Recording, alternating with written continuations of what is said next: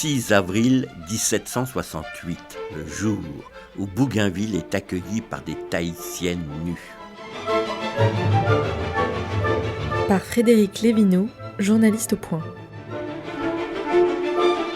Après 16 mois de navigation, Louis-Antoine de Bougainville arrive en vue d'une grande île découverte l'année précédente par les Anglais, Tahiti. Les indigènes sont amicaux et prêts à échanger des fruits et de la viande contre des babioles.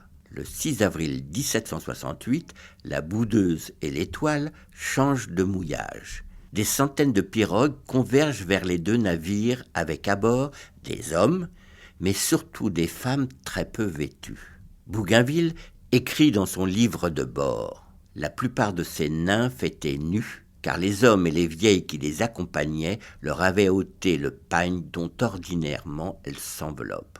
Elles nous firent d'abord de leurs pirogues des agaceries où, malgré leur naïveté, on découvrit quelques embarras. Les hommes, plus simples ou plus libres, nous pressaient de choisir une femme, de la suivre à terre, et leurs gestes non équivoques démontraient la manière dont il fallait faire connaissance avec elle. Ne voulant pas perdre le contrôle de son équipage, Bougainville interdit formellement aux Tahitiennes de monter à bord. L'une d'elles y parvient néanmoins. Il note. La jeune fille laissa tomber négligemment un pagne qui la couvrait et parut aux yeux de tous, tel que Vénus se fit voir aux bergers phrygiens. Elle en avait la forme céleste. Durant les 9 jours de l'escale, les marins ne se font pas prier pour ripailler et consommer les jeunes Tahitiennes.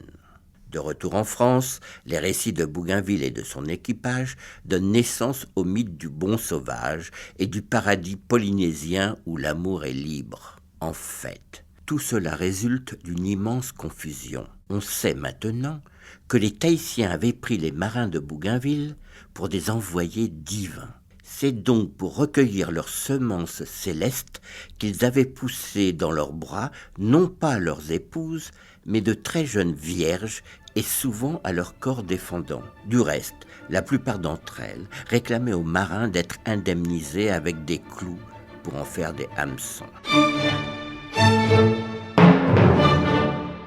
Une série réalisée par Megan Kieki.